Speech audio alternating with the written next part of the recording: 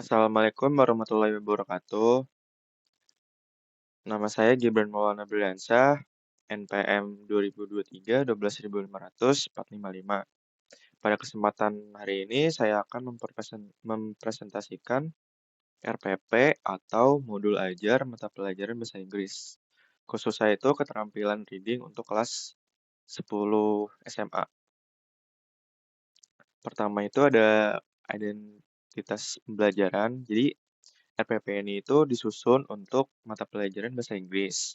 Untuk fase E kelas 10, untuk topik readingnya itu understanding descriptive text, untuk alokasi waktunya 1 kali 45 menit.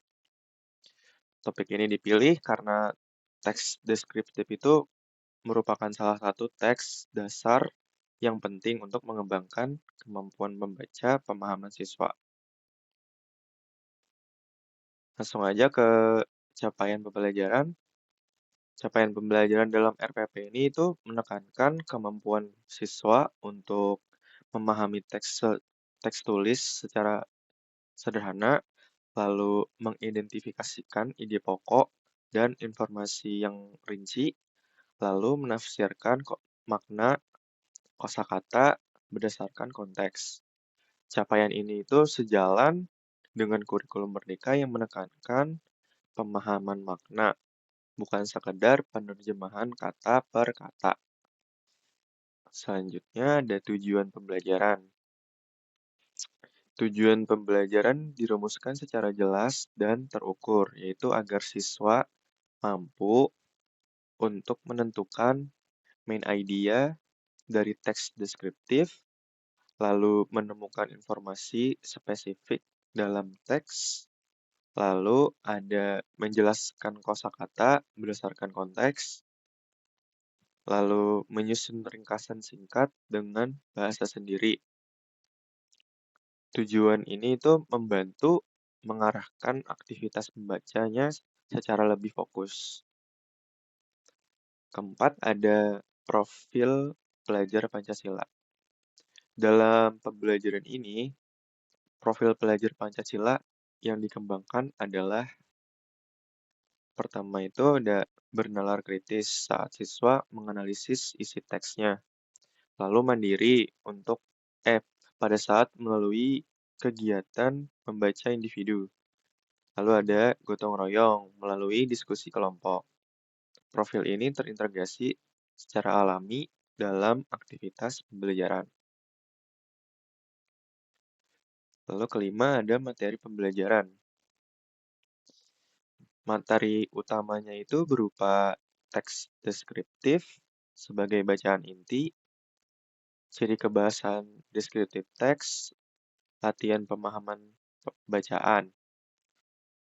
Contoh teksnya itu disesuaikan dengan konteks sekolah agar siswa lebih mudah memahami isi bacaan. Kalau di sini itu ada sampel teksnya di Old Library. Bisa dibaca ya di layar. Lalu keenam, ada metode pembelajaran. Metode pembelajaran yang digunakan itu antara lain ada silent reading, ada guided reading, lalu ada diskusi kelompok, ada tanya jawab. Nah, metode ini itu membantu siswa untuk memahami teks secara bertahap, dari pemahaman umum hingga ke detail yang rinci. Lalu untuk ketujuh itu ada langkah-langkah pembelajaran. Pendahuluan, pertama itu pendahuluan, lalu pada tahap pendahuluan ini tuh guru mengaitkan topik bacaan dengan pengalaman siswa, lalu menyampaikan tujuan pembelajarannya. Nah, habis itu, tahap ini itu berfungsi untuk membangun kesiapan belajar siswa. Lalu pada kegiatan inti, itu dibagi menjadi 3 tahap. Pertama itu eksplorasi, di mana siswa membaca teks secara mandiri untuk memahami isi umumnya. Lalu ada elaborasi, di mana siswa menjawab pertanyaan pada LKS dan berdiskusi dalam kelompok. Lalu ada konfirmasi, di mana guru dan siswa membahas jawaban serta mengklarifikasi kesalahan pemahaman. Ya, di situ bisa dilihat aktivitas gurunya itu membahas jawaban siswa secara klasikal, lalu meluruskan kesalahan penafsiran teks, lalu ada menegaskan kembali struktur teks, identification to description. Untuk aktivitas siswanya itu mengonfirmasi jawaban yang benar, lalu mengajukan pertanyaan jika ada bagian yang belum dipahami. Lanjut, ada di penutup. Pada tahap penutup itu, siswa bisa melakukan refleksi singkat, lalu guru itu memberikan penguatan, lalu memberi tugas rumah untuk memperkuat kemampuan membaca siswa. Lalu selanjutnya ada assessment. Assessment dalam RPP ini meliputi assessment formatif. Itu melalui LKS dan observasi diskusi. Lalu ada assessment sumatif melalui quiz reading comprehension. Lalu asesmen ini itu dirancang untuk mengukur ketercapaian tujuan pembelajaran secara menyeluruh. Lalu selanjutnya itu ada diferensiasi. Diferensiasi dilakukan melalui penyesuaian tingkat kesulitan teks, lalu ada variasi pertanyaan, ada fleksibilitas bentuk ringkasan.